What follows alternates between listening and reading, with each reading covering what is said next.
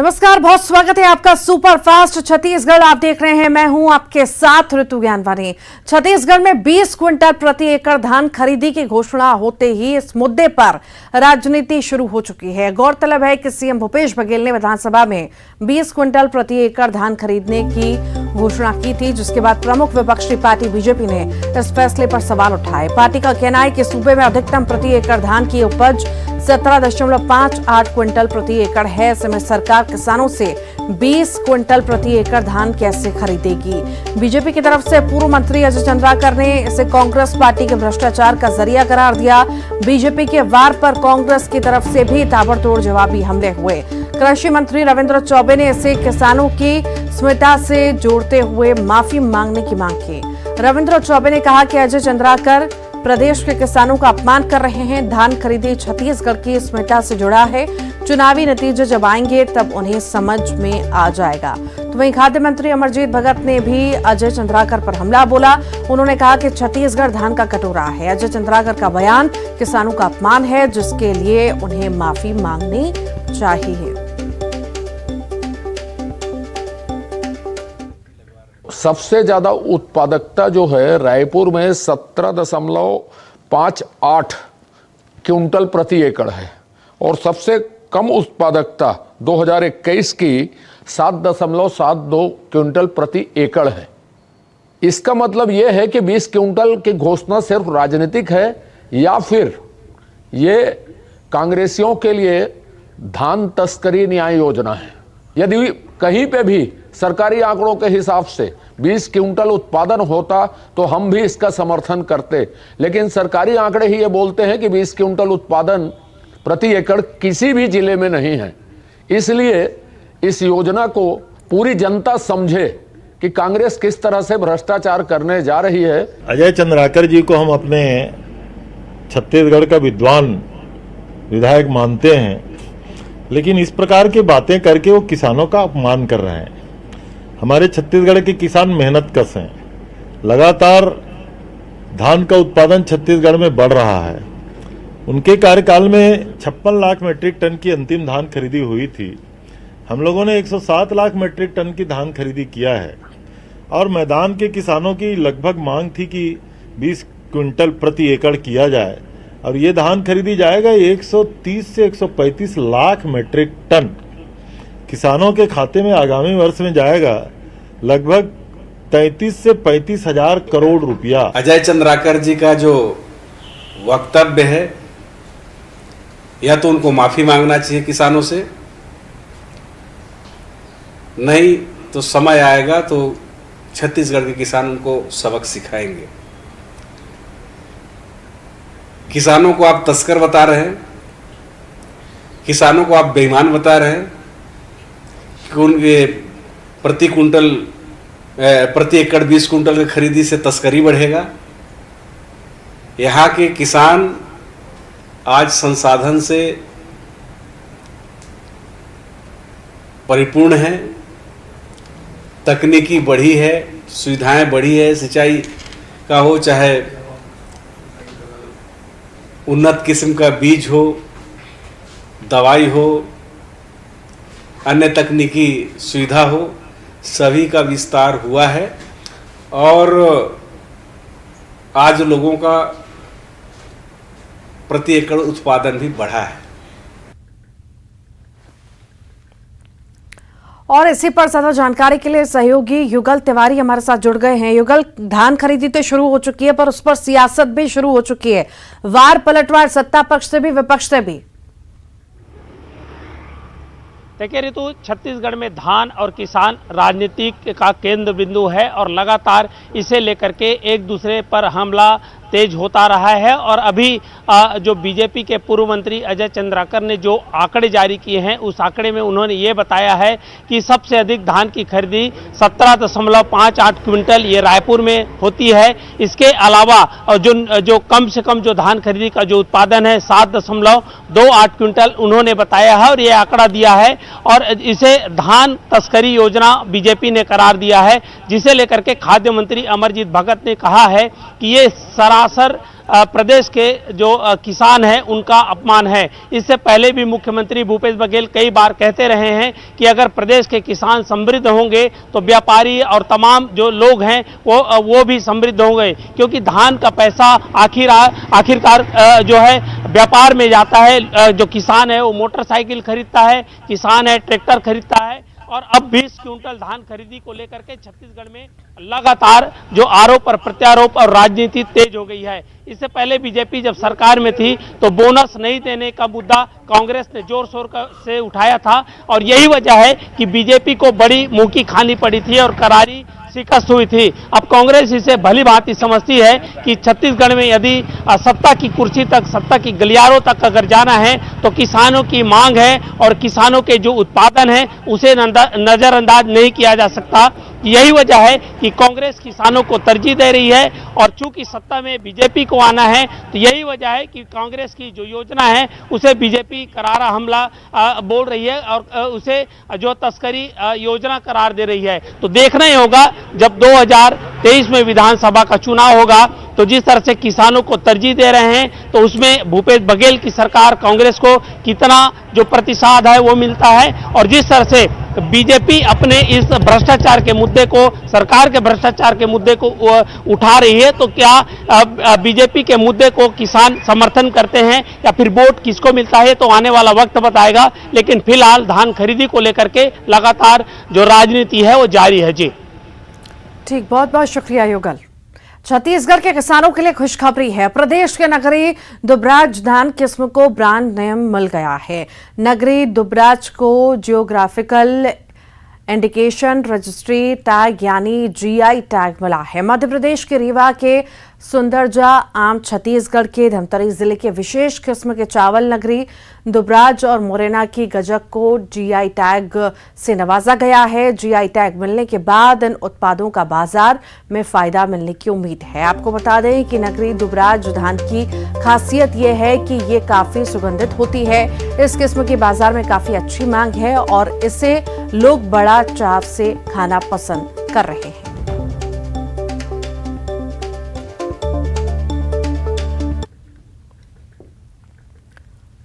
सूरजपुर से बड़ी खबर है। बाघ की मौजूदगी को लेकर ग्रामीण नाराज हैं। रेस्क्यू नहीं किए जाने से ग्रामीण नाराज हैं। ग्रामीणों का गुस्सा फूट पड़ा है। गांव के रास्ते को बंद कर धरने पर बैठे हैं। काला मांजन गांव का ये मामला आपको बता रहे हैं। कलेक्टर एसपी के खिलाफ भी नाराजगी है। सीसीएफ डीएफओ को गांव से निकलने नहीं दे रहे हैं। अपना बाग ले जाइए और नौकरी दीजिए, पैसा दीजिए, जिसका नुकसान हुआ है उसका। बाग जब तक नहीं जाएगा तब तक हम लोग जाने नहीं देंगे। तो पूरे यहाँ पर तो सब अधिकारी, कलेक्टर, एसपी तो सब वहीं अंदर। 12 घंटे तो बाघ की मौजूदगी को लेकर के नाराज हैं ग्रामीण। ये तस्वीरें आप देख रहे हैं। इनका प्रदर्शन लगातार जारी है। बाघ की उपस्थिति है और इसी को लेकर के ये कहीं ना कहीं डरे हुए हैं। बाघ की मौजूदगी को लेकर ग्रामीण नाराज नजर आ रहे हैं। रेस्क्यू नहीं किए जाने से ग्रामीण नाराज हो गए हैं। ग्रामीणों का गुस्सा फूट पड़ा है और इसी तरह प्रदर्शन कर रहे हैं। गांव के रास्ते को बंद कर धरने पर ये सभी बैठे हैं। काला मांजन गांव का ये मामला आपको बता रहे हैं। कलेक्टर एसपी के खिलाफ भी नाराजगी ग्रामीणों ने जाहिर की है। बता दें आपको, ये पूरी तस्वीरें जो हैं आप देख रहे हैं सूरजपुर की हैं। बाघ की मौजूदगी को लेकर ग्रामीण नाराज हैं। नहीं जाएंगे, नहीं जाएंगे।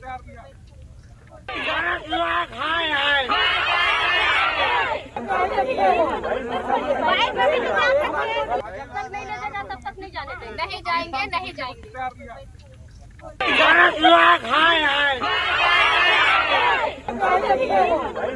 बाइक में भी नहीं जा सकते।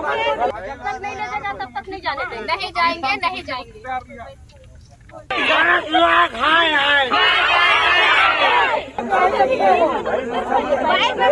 तो गांव के रास्ते को बंद करके धरने पर ग्रामीण बैठे हैं। काला मांजन गांव का ये मामला है जहां पर ये बाघ को लेकर के नाराज हैं। सक्रियता बाघ की है कहीं ना कहीं और उसी वजह से ये नाराज हैं। मौजूदगी को लेकर ग्रामीण नाराज हो गए हैं।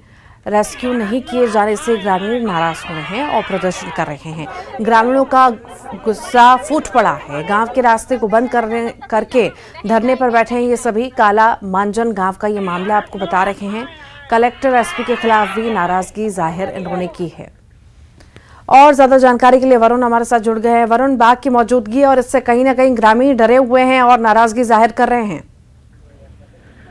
बिल्कुल रितु, जो सुबह से यहाँ हालात बने हुए हैं, 2 ग्रामीणों की बाघ के हमले के बाद मौत होने के बाद से ही जिस तरह से यहाँ सुबह से ही वन अमला, राजस्व और पुलिस की टीम यहाँ मौजूद थी और बाघ को रेस्क्यू करने का बात किया जा रहा था और ग्रामीणों को गांव से दूर रखा गया था कि दिन भर में बाघ की रेस्क्यू की जाएगी, जिसके लिए कुमकी हाथी बुलाए जा रहे हैं, जो प्रशिक्षित हाथी होते हैं, उस पर जाकर ट्रैंक्विलाइज करके बाघ को रेस्क्यू करके जंगल के अंदरूनी इलाकों में छोड़ा जाएगा या फिर कोई और व्यवस्था बनाई जाएगी। और दिन भर में न तो हाथी आया और न तो रेस्क्यू के लिए कोई प्रयास किए गए, जो ग्रामीणों का आरोप है। ऐसे में ग्रामीण अब गांव के जो जंगल से जो लगा हुआ गांव का जो पारा है वहां बैठ गए हैं और अंदर में ही जो है कलेक्टर हैं, जिले के सीओ हैं, सीसीएफ हैं, डीएफओ, तमाम जो जिले के आला अधिकारी वो मौजूद हैं, वो गांव से नहीं निकल पा रहे हैं और ग्रामीणों का कहना है कि जब तक बाघ का रेस्क्यू नहीं करेंगे तब तक यहाँ से कोई अधिकारी नहीं जा सकते हैं। फिलहाल समझाइश का दौर अभी जारी है और उन्हें समझाइश दी जा रही है कि आज रात भर का समय दिया जाए और कल सुबह होने के बाद फिर से बाघ की रेस्क्यू की जाएगी। तो आश्वासन और समझाइश का दौर जारी है। फिलहाल ग्रामीण अपनी मांग पे यहाँ अड़े हुए हैं। जी ऋतु। ठीक, बहुत बहुत शुक्रिया वरुण। छत्तीसगढ़ में विधानसभा चुनाव की तैयारियों के बीच धर्मांतरण को लेकर राजनीति जारी है। धर्मांतरण को लेकर प्रदेश के आबकारी मंत्री कवासी लखमा ने बड़ा बयान दिया।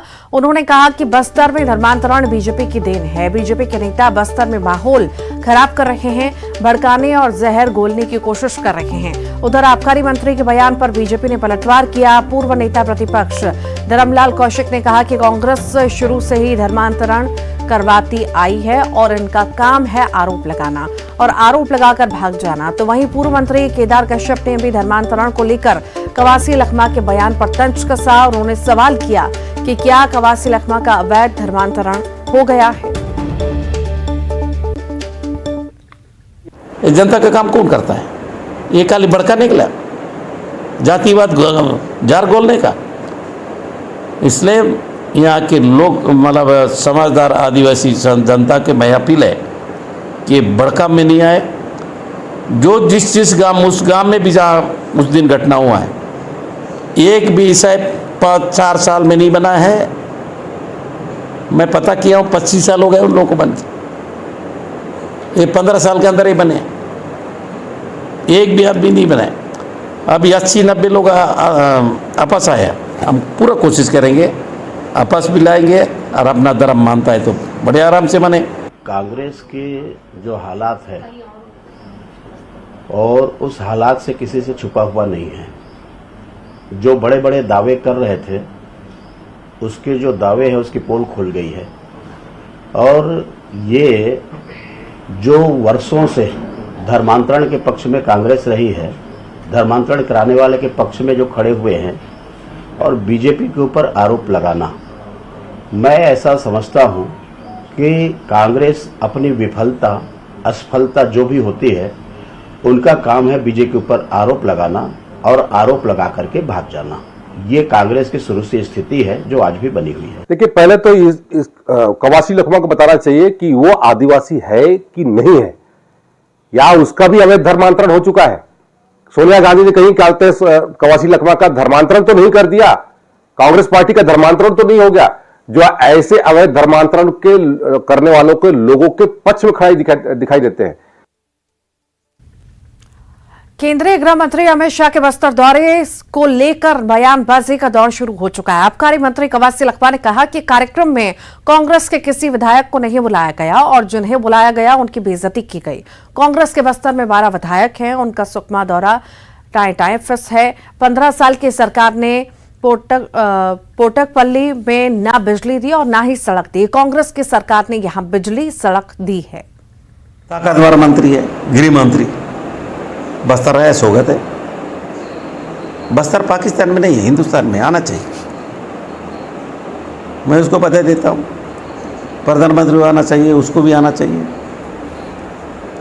क्यों नहीं आएंगे। लेकिन हम लोग तो कांग्रेस पार्टी के लोग हैं, हमको नहीं बुलाए, लेकिन उनको भी खाली अब माला पहनाने के अलावा नमस्ते भी नहीं किया है। जो भारतीय जनता पार्टी के बड़े बड़े लोग कितना बेइज्जती किया है। हमारा बेइज्जती नहीं, उनको हुआ है। उधर केंद्रीय गृह मंत्री के दौरे को फ्लॉप बताने वाले आबकारी मंत्री कवासी लखमा पर धर्मलाल कौशिक ने तंज कसा। उन्होंने कहा कि अमित शाह का दौरा कवासी लखमा की समझ से बाहर की बात है। लखमा के बयान को गंभीरता से नहीं लेना चाहिए। अमित शाह जी के दौरे को लेकर के कवासी लखमा का जो बयान है वो महत्वपूर्ण नहीं है, क्योंकि उनके समझ से बाहर है।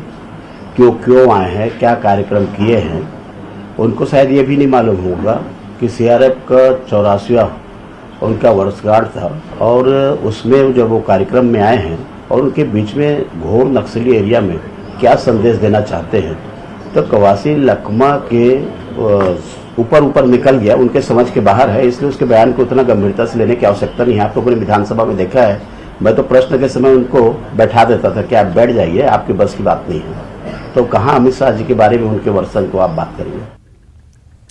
कल 29 मार्च बुधवार को सीएम भूपेश बघेल उत्तर प्रदेश के दौरे पर जाएंगे। यूपी की राजधानी लखनऊ में राहुल गांधी के मुद्दे पर बघेल एक प्रेस कॉन्फ्रेंस करेंगे।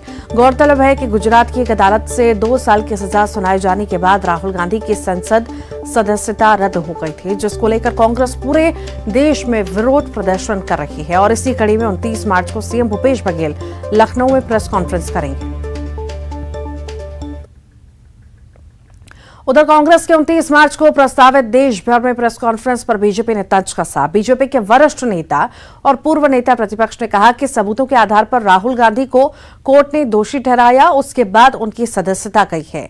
इससे पहले भी कई नेताओं की सदस्यता गई। कांग्रेस राजनीति करना चाह रही है उस विषय में, और सभी को मालूम है कि किसी से छुपा हुआ नहीं है कि उनके ऊपर में मानहानि का मुकदमा दायर किया गया। कोर्ट के द्वारा पूरे छानबीन के बाद में और साक्ष्य के आधार पर उनको दोषी ठहराया गया।